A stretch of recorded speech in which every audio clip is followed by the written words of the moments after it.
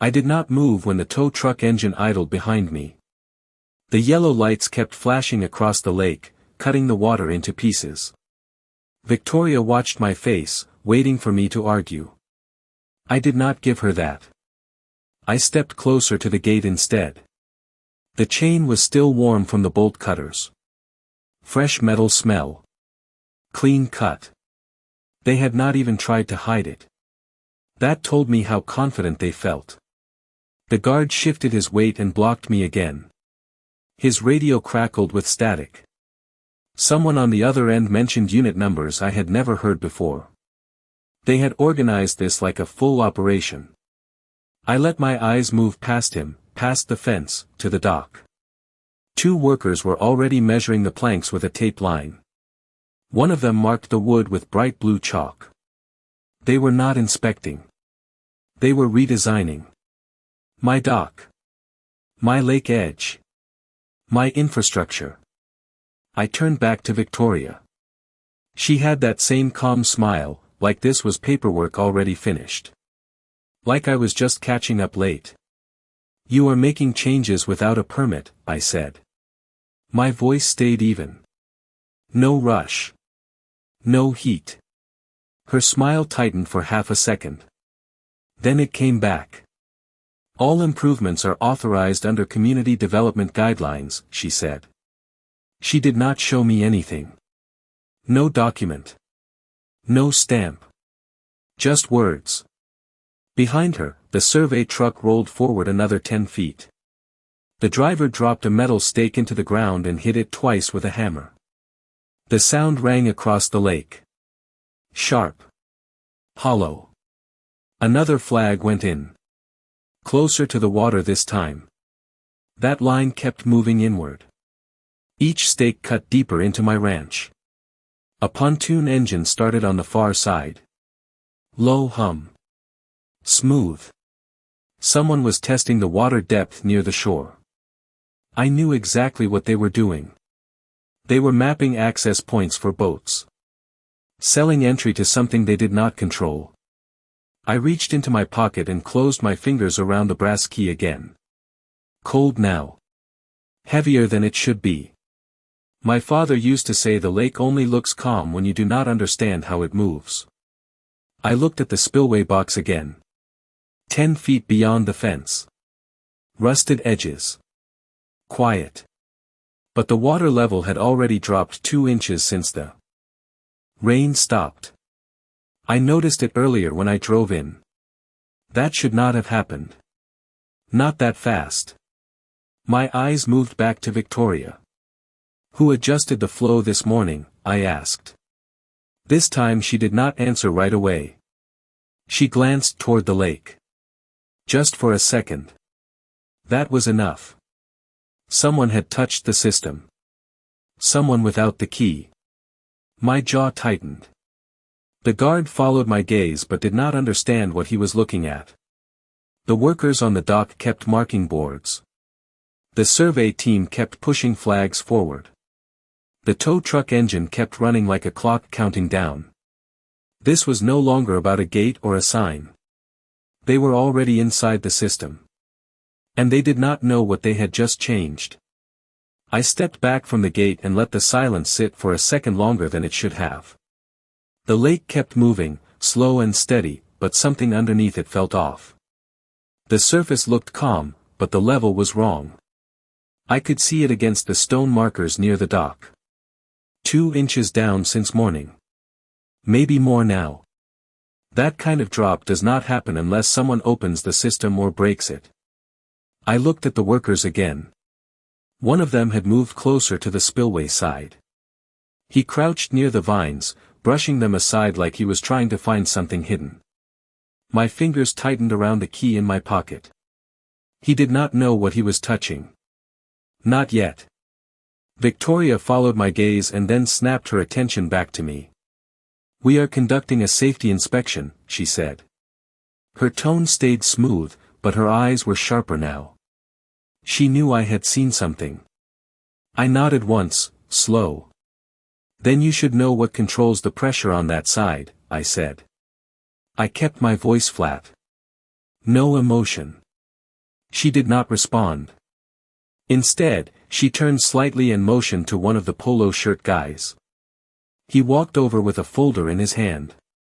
Thick white tabs sticking out from the sides. He flipped it open and held it up just enough for me to see the top page. My name again. Misspelled again. Red stamp. Non-compliance. They were repeating the same mistake over and over, like if they said it enough times it would become real. Behind them, the guy near the vine stood up and wiped his hands on his jeans. He looked confused. That was new. He leaned toward another worker and said something low. The other man shook his head.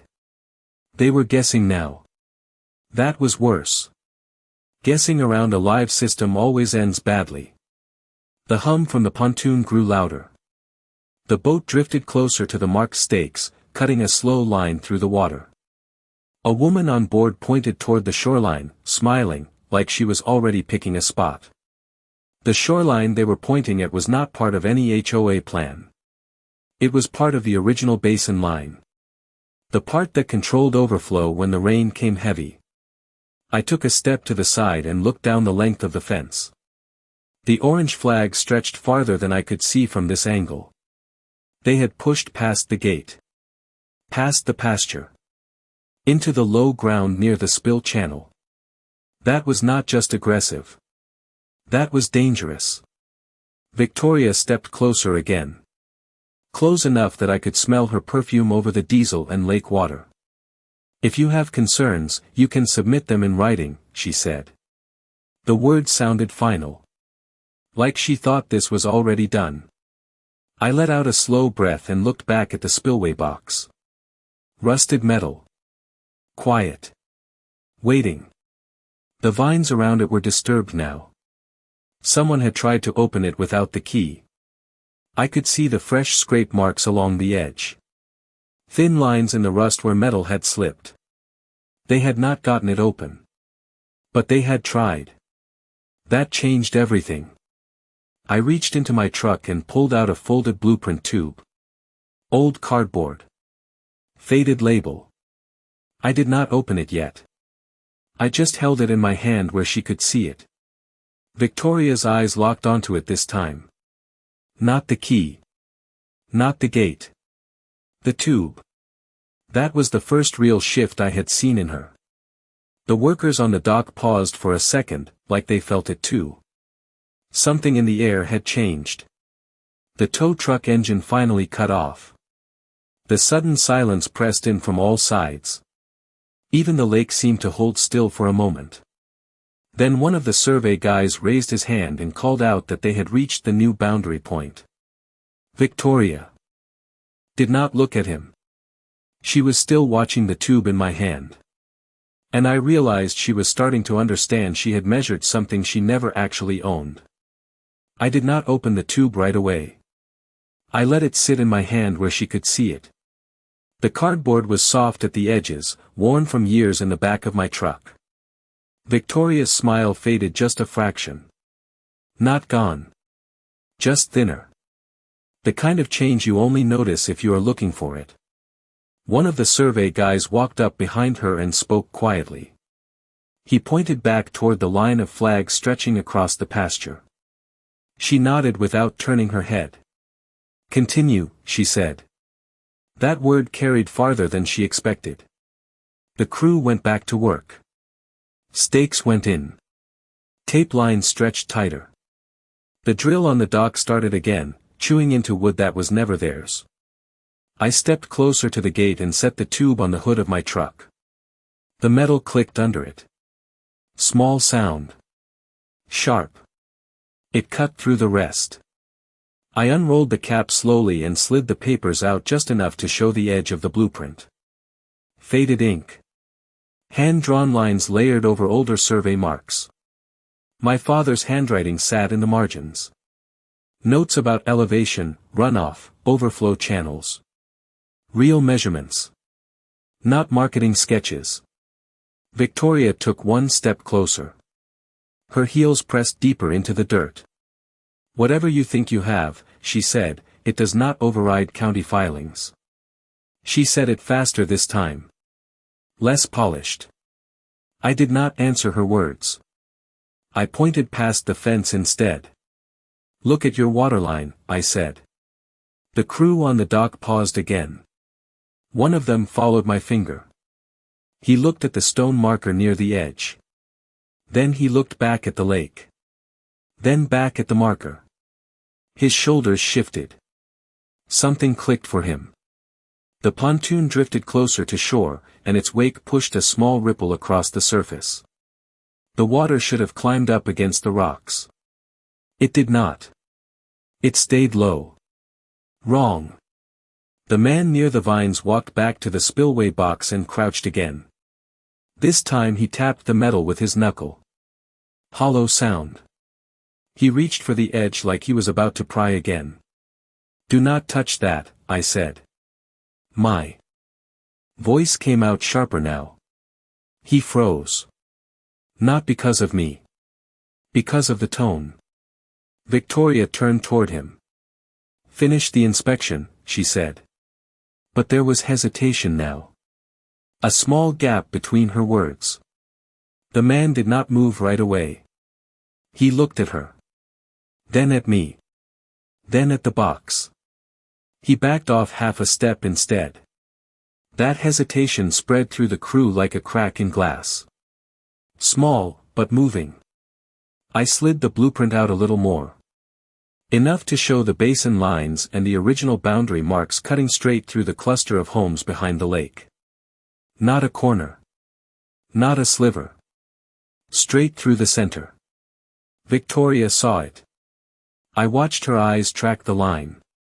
Watched the calculation start. The lake hummed low under the wind. The flags kept going in, but slower now. The rhythm had changed. I reached down and picked up the brass key again, letting it catch the light for a second. Sun flashed off the metal. The same sun that lit up every rooftop they had just built along my water. You are adjusting a system you do not control, I said. No anger. Just fact. The survey guy behind her called out again. Said the new line intersected a residential block. Victoria did not answer him this time. She kept her eyes on the blueprint. The dock drill stopped. The lake went quiet again. Even the wind dropped for a second. Then a sharp click echoed from the spillway box. Not open. Not fully. But something inside shifted. Every head turned at once. And that sound should not have happened. The click from the spillway box echoed again, softer this time, like something inside had shifted but not fully settled. Every worker froze. Even the pontoon engine cut down to idle. The lake surface tightened, small ripples flattening out faster than they should. That was wrong. Water does not calm that fast unless flow changes upstream. The man near the box stepped back quickly, hands raised like he did not want blame attached to him. I did not open it, he said. His voice carried across the fence. No one answered him. Victoria's eyes snapped from the blueprint to the box, then back to me. For the first time, she did not speak immediately. That silence said more than anything she had said all morning. I stepped closer to the gate again, slow, measured. The chain rattled lightly as my boot brushed it. I kept my eyes on the box. You touched a live control system, I said. Not loud. Just clear. One of the survey guys jogged up from the flag line, breathing hard. The grade is off, he said to Victoria. The slope runs back toward the houses. He pointed behind him, toward the row of fresh rooftops lining the far side of the lake. Beige walls. Clean windows. All sitting lower than they should be. Victoria waved him off without looking. Stay on your line, she said. But her voice had lost its edge. The man hesitated, then walked back slower than before. That hesitation spread again. The dock crew stopped drilling completely now. One of them dipped a measuring pole into the water, checked the depth, then checked it again. He looked toward me without meaning to. I could see the question forming in his face. The lake gave a low, hollow sound against the stone edge. Not loud, but deeper. Like pressure building somewhere out of sight. I uncapped the blueprint fully this time and let it roll open across the hood of my truck. The paper snapped lightly in the wind. Lines spread out under the sun. Old survey marks. Elevation notes. Flow arrows. The basin line cut straight through the cluster of homes beyond the dock. Not near them. Through them. Victoria stepped closer despite herself. Her shadow crossed the edge of the map. "That is outdated," she said. "Too fast again." I tapped one point near the spillway channel. "This is where your water exits," I said. Then I tapped a second point near the houses. "This is where it returns if pressure spikes." I did not explain further. I did not need to. The man with the measuring pole lowered it again. This time he did not call out the number. He just stared at it. The pontoon drifted another few feet, its wake brushing the shoreline where the flags now stood. The waterline kissed the base of one flag and then pulled back, like it was testing the ground. Victoria finally looked toward the houses. Really looked this time. Not as a developer. As someone trying to see a problem before it spoke. The wind shifted. Across the lake, carrying the smell of wet stone and something metallic from the spillway side. I slipped the brass key between my fingers and let it hang where she could see it again. Not a threat. Not a show. Just a fact. The system had one control point. One. And they had already interfered with it. A faint creak came from inside the spillway box. Not a full movement. Just tension adjusting. The kind of sound you hear before something bigger follows. One of the workers backed farther away from it without turning his back. The survey flag stopped going in entirely. No one wanted to be the next one to step forward. Victoria's clipboard lowered a fraction. Her posture changed. Not defeated. Not yet. But no longer certain. And then a thin line of water slipped from the edge of the spillway channel where it had been dry all morning. The thin line of water kept sliding out of the spillway channel, slow at first, then steady. It traced a dark path across the dry stone like it had been waiting all morning. Every eye locked onto it. No one spoke. The lake surface shifted again, not visibly at first, but I could hear it. A low pull beneath the calm. The kind of sound that does not belong unless something upstream has been disturbed. The worker with the measuring pole pulled it out of the water and stepped back. "Level is dropping faster now," he said. His voice cracked just a little. That was new. Victoria did not answer him. She was watching the channel. Watching the water move where it should not. I closed the blueprint halfway and tapped the edge with my finger. "You just changed the balance point," I said. The words landed heavier than before. Not a warning. A statement. One of the survey guys jogged back again, faster this time. "Ma'am, the lower lots are below grade," he said. He pointed toward the houses again, but this time his hand did not steady. "If that flow increases, it runs straight through those yards." Victoria finally turned fully toward him. "It will not increase," she said. But she did not sound sure anymore. The wind picked up across the lake, pushing a longer ripple toward the flagged line. The water touched the base of another flag, held for a second, then slipped back again. Testing. Always testing. I stepped along the fence line, keeping my eyes on the spillway box. The scrape marks were clearer now. Someone had tried to force it open from the side. They had not succeeded, but they had shifted something inside. That was enough. The box gave another faint creak. Not loud. But deeper this time. The kind that travels through metal. The guard near me glanced at it and then at Victoria. He adjusted his stance without thinking, putting more distance between himself and the fence. The crew on the dock started pulling tools back toward the shore. No one told them to. They just did it. Instinct. The pontoon engine cut completely now. The boat drifted, silent, as the people on board lowered their phones and looked toward the channel. The air felt tighter. Like pressure building without a sound. I slid the blueprint closed and set it back on the hood. The cardboard tube rolled slightly and stopped. Small movement. Enough to pull Victoria's eyes back to me. You needed a permit for any change to that system, I said. You did not file one. She opened her mouth, then stopped. Her gaze shifted again to the spillway. That hesitation had turned into something else now. Calculation. Too late for that. The survey flags stood still in the dirt, marking a line that cut straight into the lowest part of the basin. The worst place they could have chosen. A faint rush joined the trickle at the channel. Not loud. Just enough to notice. The water line at the stone marker dipped another fraction of an inch. Fast. Too fast. The worker near the box took another step back. Should we shut it down? He asked, not to me, not even directly to her. Just out loud. Victoria tightened her grip on the clipboard.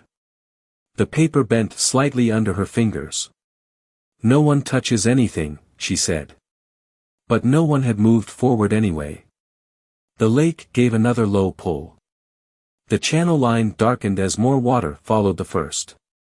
And the system was still not fully open. The trickle at the channel thickened into a steady stream, no longer hiding against the stone. It slid faster now, carving a darker line through the dry bed. The lake answered it. Not with waves, but with a slow, sinking pull that you could hear more than see. The measuring pole clattered onto the dock as the worker dropped it without thinking. He stepped back again, boots scraping wood. It is accelerating, he said. No one corrected him. No one needed to. Victoria stood still, her clipboard pressed flat against her side. The paper inside it fluttered once in the wind. Then stopped. She looked at the channel, then at the houses, then back at the channel. Her eyes were moving faster now. The calculation had changed. I reached for the brass key and held it up again, not high, just enough to catch the light. The reflection cut across the fence and landed on the spillway box. Small flash. Clear. The guard followed it without meaning to. His radio crackled again, louder this time. Someone was asking about water levels near the lower lots. The response came back broken, rushed, numbers overlapping. They were already seeing it down there. The survey flags closest to the basin edge began to lean slightly as the ground softened beneath them. Not falling. Just shifting. Enough to notice. The crew backed off another step. Tools lay where they had been dropped. Drill. Tape. Stakes. No one reached for them. The pontoon drifted closer to shore, its hull brushing against one of the flagged lines. The waterline touched it, held, then climbed a fraction higher than before. The woman on board lowered her phone completely now. No more pictures. Just watching. I walked along the fence until I was directly across from the spillway box. The vines moved slightly with the flow, revealing more of the metal face. The scrape marks were deeper than they looked at first. Someone had forced pressure into a system they did not understand. You are past inspection, I said. My voice carried clean across the quiet. This is active flow. Victoria turned toward me slowly. Then shut it, she said. Simple. Direct.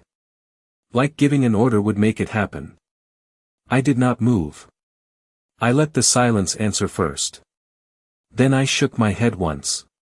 It does not work like that, I said. The words landed harder than anything else I had said. The guard shifted again, stepping farther from the gate. The survey guy near the flags raised his hand and called out that water was reaching the first marker near the lower grade. His voice echoed back from the houses. Too fast. Everything was moving too fast now. The channel stream widened another inch, then another. Still not a surge. Still not a flood. But building. Always building. Victoria stepped closer to the fence, close enough that the chain brushed her knee. She looked past me at the box, then back at the blueprint on my truck, then at the lake. Her control was slipping. Not gone. But cracking. "What do you need?" she asked. Not polite. Not calm. Real. That was the first honest thing she had said all day. I let the key rest in my palm. I did not answer right away.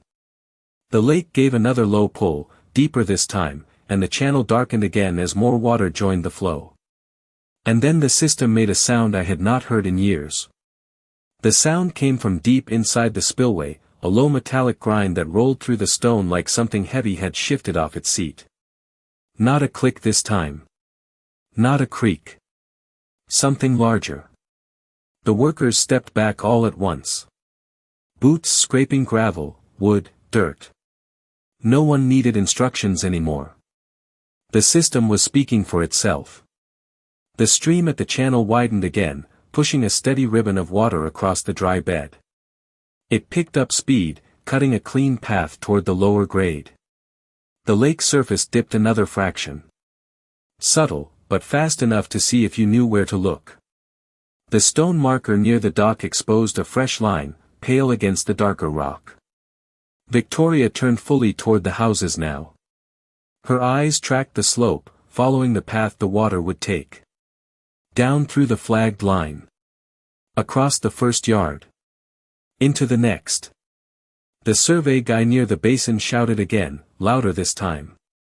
"It is reaching the first lot," he said. His voice echoed off the houses and came back thin.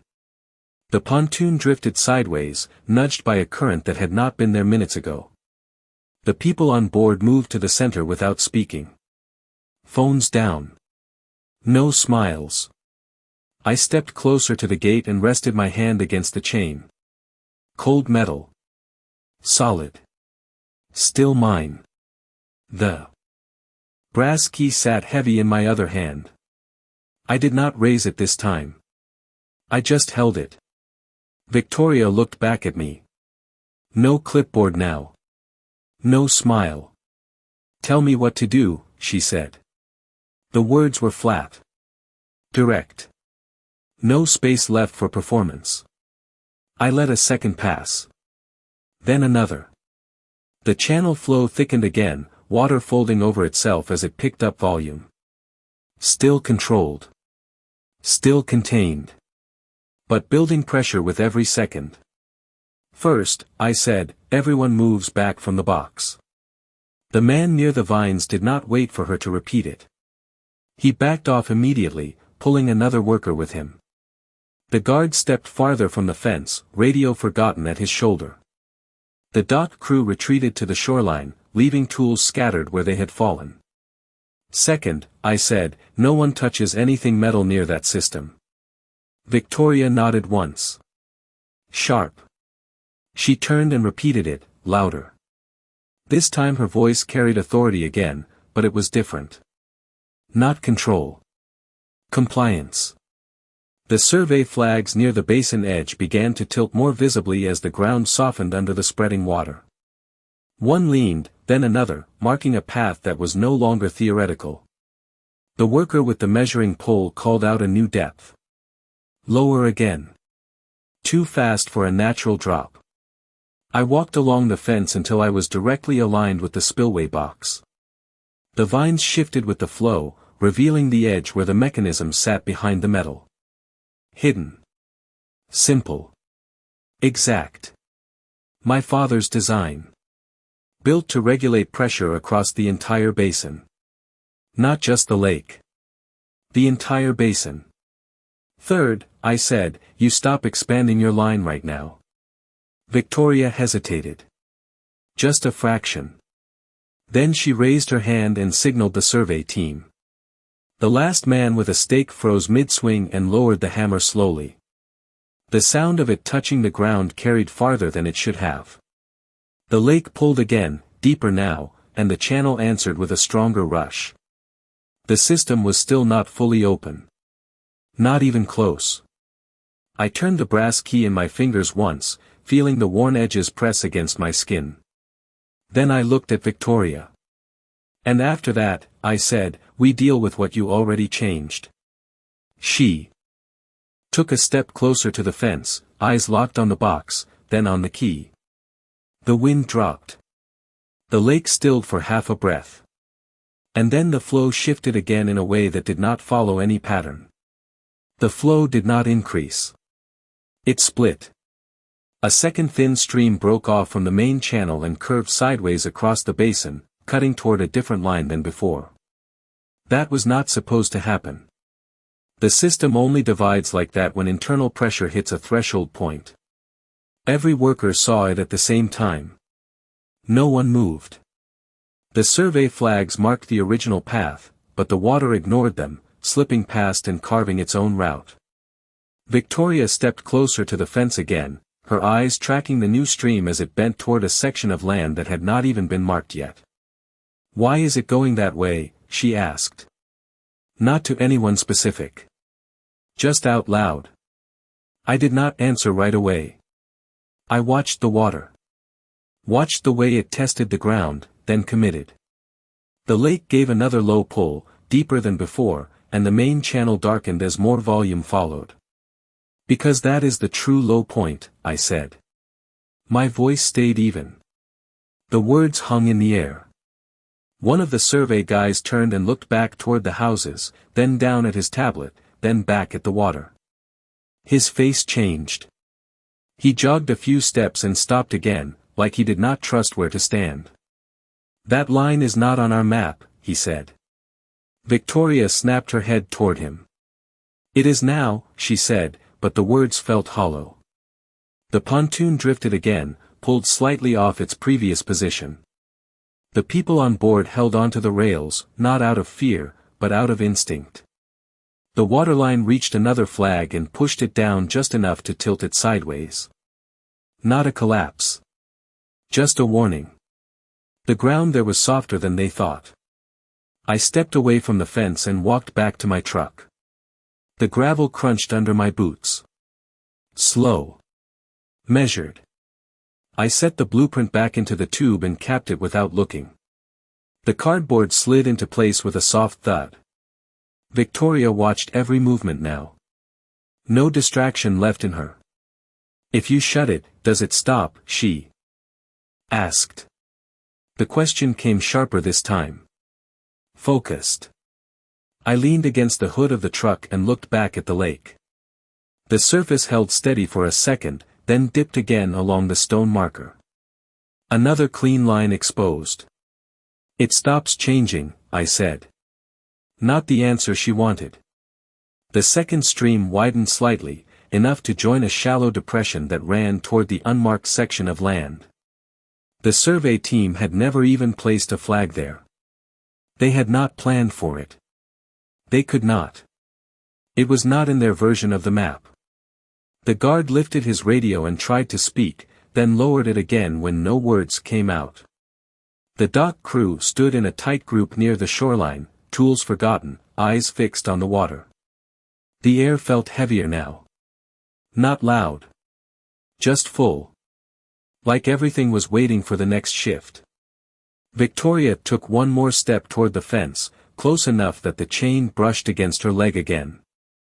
She looked at the spillway box, then at the key in my hand, then at the water cutting through land she thought she owned. Her shoulders lowered slightly. Not surrender. Realization. The system was not reacting to her authority. It was following something older. Something set long before her plans, her filings, her lines. The lake pulled again, and both streams answered, moving in two directions at once. And for the first time, she understood that even if I closed it, the boundary she crossed would not move back.